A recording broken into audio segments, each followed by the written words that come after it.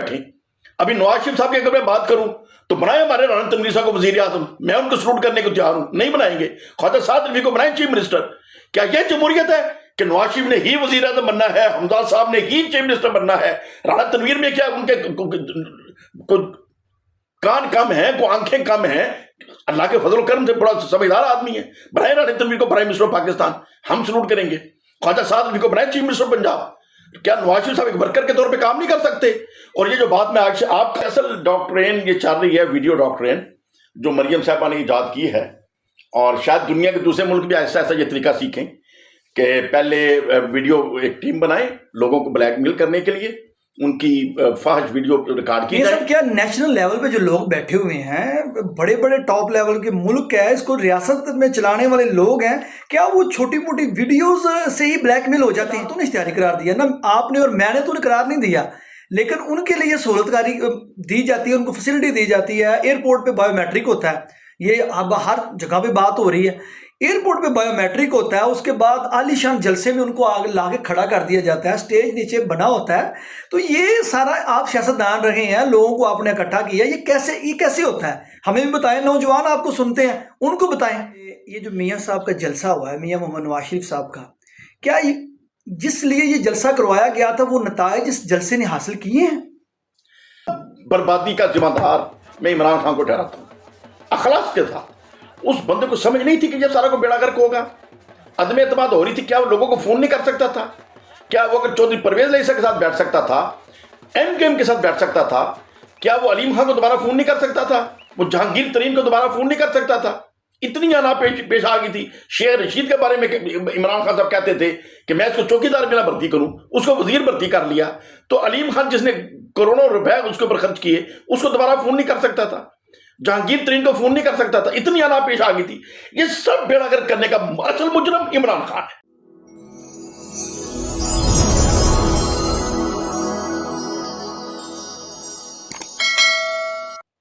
जी अस्सलाम वालेकुम, मैं हूं इमरान हैदर और मैं हाजिर हुआ पाकिस्तान पॉइंट के साथ।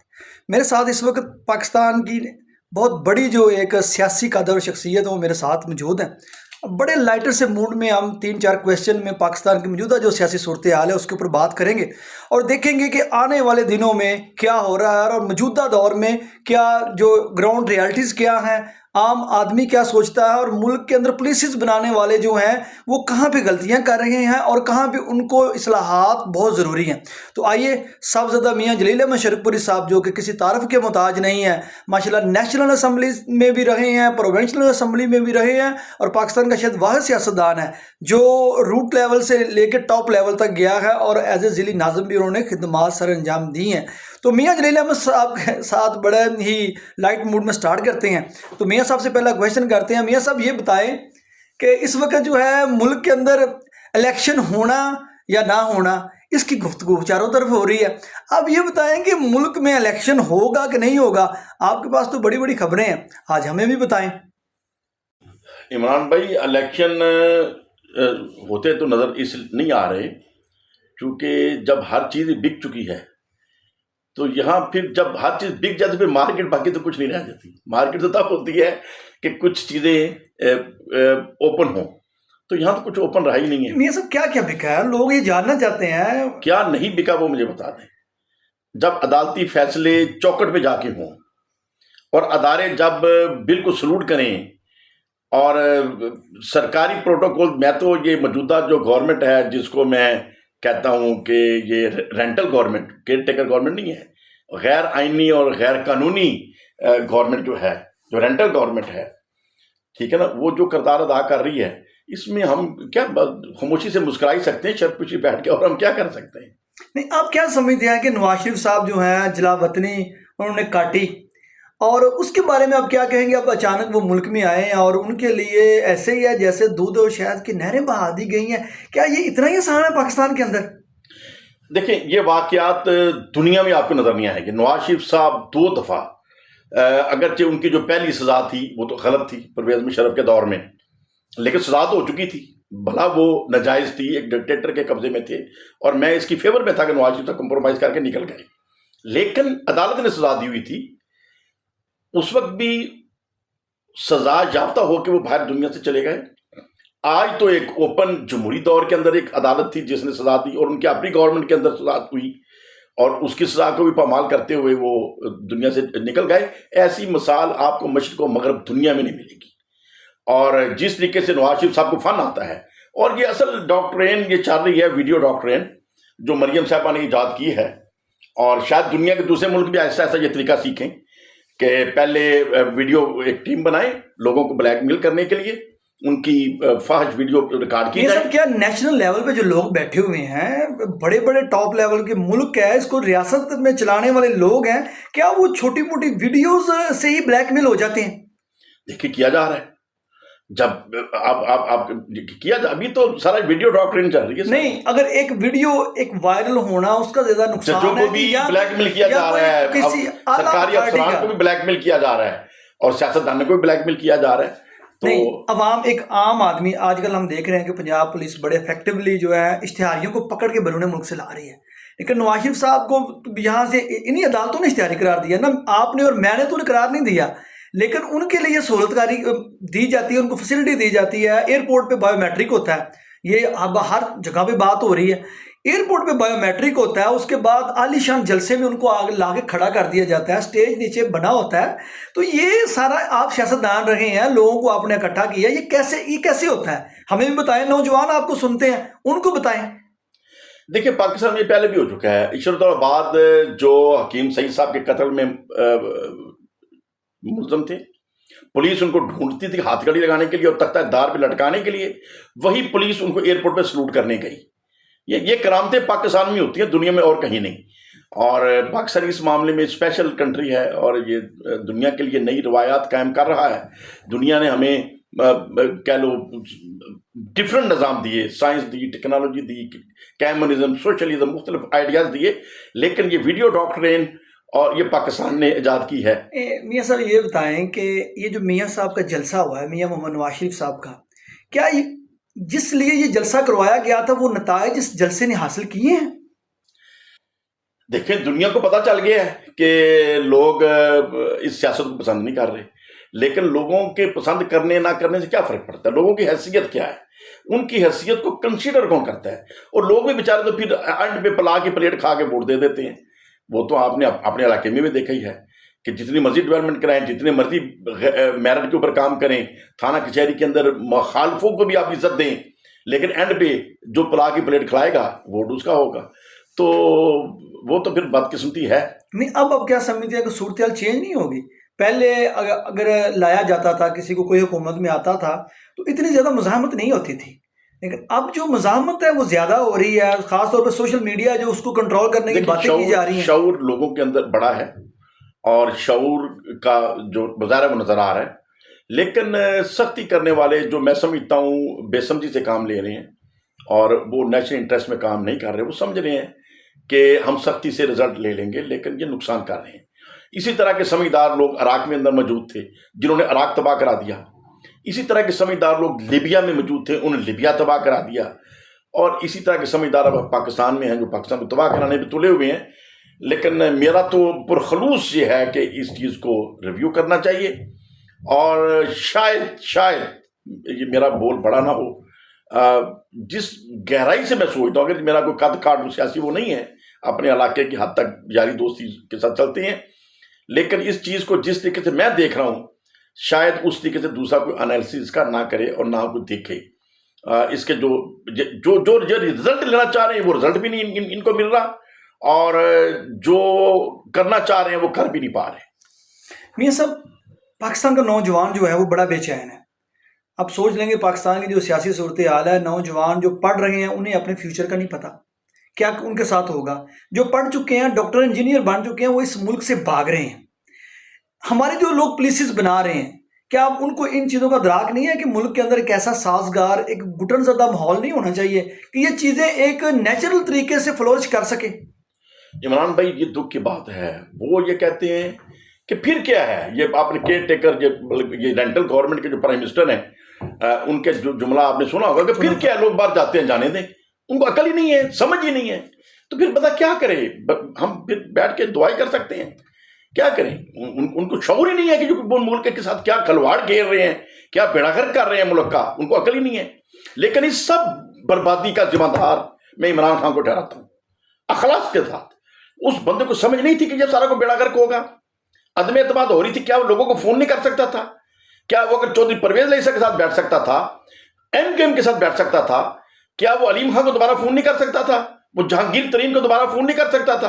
اتنی آنا پیش آ گئی تھی۔ شیخ رشید کے بارے میں عمران خان صاحب کہتے تھے کہ میں اس کو چوکیدار میں نہ بھرتی کروں، اس کو وزیر بھرتی کر لیا۔ تو علیم خان جس نے کروڑوں روپے اس کے اوپر خرچ کیے، اس کو دوبارہ فون نہیں کر سکتا تھا، جہانگیر ترین کو فون نہیں کر سکتا تھا۔ اتنی آنا پیش آ گئی تھی۔ یہ سب بیڑا گرک کرنے کا اصل مجرم عمران خان ہے۔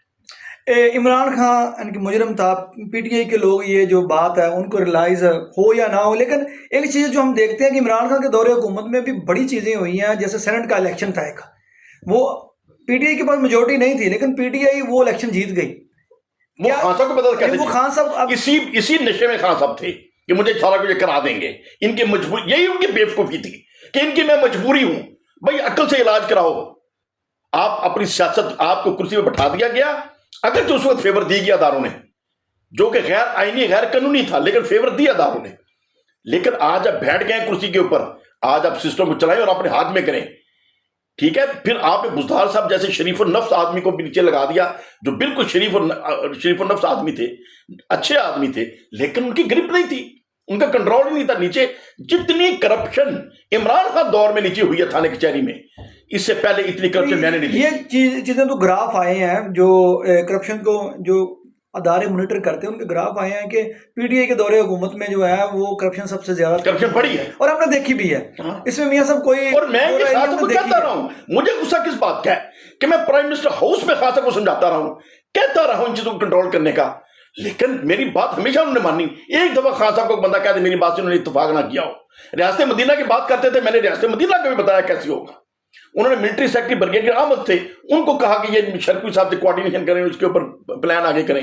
پھر ہر چیز ختم، تھانے کچہری کو کرپشن ختم کرنے کا فارمولا میں نے ڈسکس کیا، خان صاحب کو چیزیں سمجھائی، انہوں نے مانی، اور میرے سامنے انہوں نے ڈیوٹی لگائی۔ وہ ان کے ساتھ بیٹھا ہوتا تھا 24 گھنٹے، جس کو بعد میں صدر بھی بنا دیا تھا پورا انہوں نے، سیف اللہ نیازی، کہ سیف شرپوی صاحب سے یہ ٹائم بناؤ اور ان کے ساتھ بیٹھو۔ سیف صاحب نے چودھری اجاز صاحب کو بھی فون کیا کہ بھئی وہ میٹنگ ہے تو شرپوی صاحب نے رکھوائی ہے۔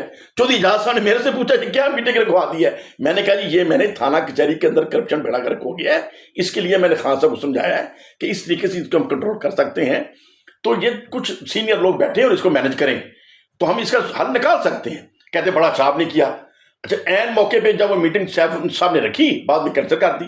اب سیف اللہ نیازی جیسے بندے، اور پھر وہ ملتان والے ڈوگر صاحب تھے جو 24 گھنٹے ساتھ بیٹھے رہتے تھے، یہ لوگ خان صاحب کو بیچنے والے تھے، لیکن خان صاحب کو عقل ہی نہیں تھی یہ کیا میرے ساتھ ہو رہا ہے۔ اس کے بعد ملبہ ملٹری کے اوپر ڈال دیا، جو سب سے بڑی خان صاحب کی زیادتی ہے۔ ملٹری نے کہا ان کے خلاف طریقہ اعتماد کی، ملٹری نے کہا موومنٹ کی۔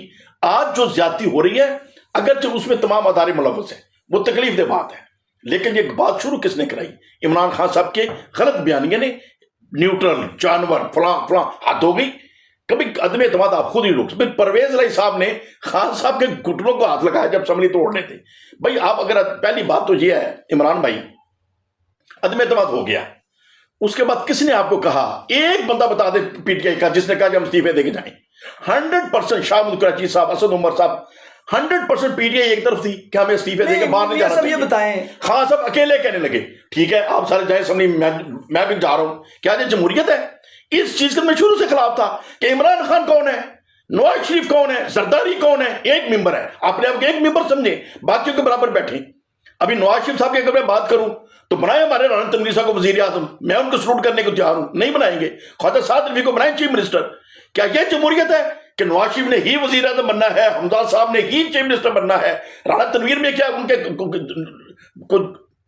کان کم ہیں، کو آنکھیں کم ہیں؟ اللہ کے فضل و کرم سے بڑا سمجھدار آدمی ہے، بنائے رانا تنویر کو پرائم منسٹر آف پاکستان، ہم سلوٹ کریں گے۔ خواجہ سعد رفیع کو بنائے چیف منسٹر پنجاب۔ کیا نواز شریف صاحب ایک ورکر کے طور پہ کام نہیں کر سکتے؟ اور یہ جو بات میں آج کر رہا ہوں، 2002 میں جب میں ایم این اے تھا، سارے محل میں نواز شریف صاحب کے ساتھ میں نے سعودی عرب جا کے بات کی کہ میاں صاحب آپ سرپرستی کریں سسٹم کے اندر، ضروری نہیں کہ آپ نے اپنے ہاتھ میں رکھنا ہے، آپ سسٹم کے اندر رہیں، بطور ممبر سرپرستی کریں، اپنا تجربہ شیئر کریں۔ میری یہ حسرت, اور یہی چیز میں مرحوم پرویز مشرف صاحب کو بھی جا کے دبئی سے سمجھایا. وہ بھی خواہش مند تھے میں الیکشن لڑوں اور مجھے ساتھ بلانا چاہ رہے تھے. میں نے کہا میں تو آپ کے ساتھ چل نہیں سکتا, لیکن آپ سرپرستی کریں. آپ کیوں, آپ کے اندر خواہش ہے کہ تمہارا آپ نے وزیر اعظم بننا ہے, ٹھیک ہے. اور یہی چیز میں عمران خان کے بارے میں سمجھتا تھا کہ خان کو خود نہیں وزیر اعظم آنا چاہیے تھا, اور آج بھی نہیں بننا چاہیے. لیکن مجھے سمجھ نہیں آتی, ہر ایک کو ایسا نشہ ہے کہ میں وزیر اعظم. یہ سب یہ وجہ کیا ہے کہ ایک بندہ جب اقتدار میں ہوتا ہے اسے کوئی بات جو ہے وہ سمجھ میں نہیں آتی. آج یہ جو بات آپ کہہ رہے ہیں, یہ کل خواجہ صادق رفیق صاحب نے بات کی ہے. انہوں نے کہا کہ جب تک ہم پارٹیوں کے اندر سے یہ خاندانی ان کی سیاست ختم نہیں ہر پارٹی کے اندر نچلے لیول تک. جب 2002 میں ایم این اے تھا, نواز شریف صاحب کے ٹکٹ پر میں قومی اسمبلی کے کیفیٹیریا میں یہ باتیں ہوئی, ایم این اے حضرات پاس تھے, صحافی پاس بیٹھے تھے. میں نے کہا یہ جمہوریت کیسی چل رہی ہے؟ میں نے کہا یار ہر پارٹی کے اندر ایک ڈکٹیٹر بیٹھا ہے اور سارے ڈکٹیٹر مل کے کہتے ہیں ملک میں جمہوریت آنی چاہیے. یہ کیسے آئے گی؟ یہ پارلیمنٹ تو جسٹ ایک ڈبیٹنگ کلب ہے, اس میں یہاں فیصلے تھوڑی ہوتے ہیں, فیصلے تو چند لوگ کرتے ہیں. تو اس طریقے سے ملک چلے گا. اچھا, اب ملٹری کی جو انوالومنٹ, ملٹری کو جو بار بار بدنام کرتے ہیں, اگر یہ تمیز سے چلے سیاستدان تو ملٹری کبھی مداخلت نہ کرے. جب بھٹو صاحب ڈکٹیٹر بن گئے, پھر نواز شریف صاحب ڈکٹیٹر بن گئے, پھر عمران خان صاحب ڈکٹیٹر بن گئے, تو پھر دوسرا بھی سوچتا ہے کہ کیا تیرے باپ کا ملک ہے کہ تو جو چاہے کرتا پھرے. پھر انوالومنٹ ہو جاتی ہے. جب تم غلط طریقے سے چلو گے تو پھر اگلے گریبان سے پکڑنے والے بھی پھر آ جاتے ہیں. اگر سیاستدان تمیز سے چلیں, قانون اور آئین کے مطابق چلیں, تو کبھی ملٹری انٹرفیئرنس نہ کرے, اور کبھی ہماری پولیس, ہمارے دوسرے ادارے بھی انفیئر مین نہ کریں. جب یہ دیکھتے ہیں انہوں نے لوٹ مچائی ہوئی ہے تو چلو میں بھی لوٹ لوں. سارا بلیم میں نے جتنا انالیسس کیا ہے, اصل جرم ہمارے سیاستدانوں کا ہے. میاں صاحب, یہ آپ کی بات جو ہے وہ پاکستانی نوجوان اس طرح کی سوچتے ہیں کہ سارا جو ہے جتنا بھی قصور ہے اس میں بہت زیادہ جو ہاتھ ہے وہ سیاستدانوں کا ہے. آج ہم اگر علاقائی صورتحال دیکھتے ہیں کہ تھانہ اور کچہری میں بنسبت بہتر ماحول ہے جب سیاسی ماحول ہوتا ہے. تھانے میں اور کچہری میں جو دیگر ادارے ہیں آج بہتر پرفارم کر رہے ہیں جب سیاسی ماحول ہوتا ہے. جب میرا دور اقتدار تھا بطور ضلع ناظم یا آج بطور ممبر صوبائی اسمبلی, کیا اس وقت اپنے اور برائے میں برابر سچویشن نہیں تھی؟ یہ میاں صاحب ہم نے یہ کیا ہم نے نجائز پرچے کرائے کسی کے اوپر؟ جتنا دور ہمارا سکون والا رہا ہے, اور تھانے کے اندر بے روزگاری جتنی رہی ہے, نہ اس سے پہلے تھی نہ آج اس کے بعد ہے. میاں صاحب علاقائی ان کی سیاست میں بعد میں آتے ہیں, پہلے یہ بتائیں, اب 2 لائنوں کے اندر جو ہے نوجوان سننا چاہتے ہیں کہ پاکستان کے ان مسائل کا جو حل ہے اس وقت جو ہے کیا ہے, کیا فیئر الیکشن ہو پائیں گے؟ یہ صرف اس میں ذرا دیکھیں, فیئر الیکشن پہلی بات ہوتے نظر نہیں آ رہے. اگر ہو بھی جائیں تو حل نہیں ہے. فیئر الیکشن ہو جائیں بالکل, وہ سولوشن نہیں ہے. میں یہ چیز لکھ کر بھی دے چکا ہوں, پرائم منسٹر کو بھی بھیجی ہے, چیف الیکشن کمیشن کو بھی بھیجی ہے, چیف جسٹس آف پاکستان کو بھی بھیجی ہے کہ پہلے اصلاحات کریں, انتخابی اصلاحات کریں, پارٹیوں کے اندر سے ڈکٹیٹرشپ ختم کریں, ووٹ ڈالنا کمپلسری کریں, ہر بندہ ہر چیز ووٹ ڈالے, الیکشن والے دن جرنل کمپین بین کریں. یہ بڑے بڑے پوسٹر لگانے, پیسے کے سر پہ اپنے آپ کو شریف آدمی ثابت کرنا, اس کے اوپر پابندی ہونی چاہیے. چھوٹے ہینڈ بل سے تقسیم کرنے کی اجازت ہو, ڈسپلے کسی بندے کا نہیں ہو سکنا چاہیے تاکہ پیسے کی وجہ سے کوئی اپنے آپ کو پاپولر نہ کر سکے, ہر غریب امیر الیکشن لڑ سکے. جب تک یہ نہیں ہوگا اس وقت تک الیکشن کرانے کا کوئی فائدہ نہیں ہے. اور پارٹی ٹکٹ دینے کا اختیار اس کانسٹیچوئنسی کے اس پارٹی کے ممبران کے پاس ہونا چاہیے, پارٹی کے سربراہ کے پاس نہیں ہونا چاہیے. مسلم لیگ کا ٹکٹ کون دیں گے؟ اس علاقے کے مسلم لیگ کی. پیپلز پارٹی کا ٹکٹ کون دے گا؟ اس علاقے کے پیپلز پارٹی کے بندے. تحریک انصاف کا ٹکٹ کون دے گا؟ اس علاقے کے تحریک انصاف کے بندے جو آلریڈی اپنے آپ کو رجسٹرڈ کرا چکے ہیں, اور ان کی فہرستیں آلریڈی الیکشن کمیشن کے پاس ہونی چاہیے. ہر پارٹی بتائے کہ کس کانسٹیچوئنسی میں اس کے کون سے ممبر ہیں, جو آلریڈی جو ممبر بننا چاہے جب تک بنے, لیکن جو ممبر بن چکا ہے بس وہی پارٹی الیکشن میں حصہ لے گا, وہی ڈیسائیڈ کرے گا کہ ہمارا ایم پی اے کا ٹکٹ اس کو ملنا چاہیے اور ایم این اے کا اس کو ملنا چاہیے. پھر وہ ممبران جنرل الیکشن میں آئیں اور جنرل الیکشن میں ووٹ ڈالنا کمپلسری قرار دیں. ہر بندہ ہر سود ووٹ ڈالے, جو ووٹ نہ ڈالے اس کا شناختی کارڈ کینسل کریں, 500 روپے جرمانہ کریں اس کو, بعد میں شناختی کارڈ اس کا بنے تاکہ اس کو سمجھ آئے, وہ رکشا پکڑ کے بھی جائے گا ووٹ ڈالنے کے لیے. آپ کو ووٹوں کے لیے ترلے نہیں کرنے پڑیں گے. پھر میں کہوں گا جب واقعی جمہوریت آ گئی ہے,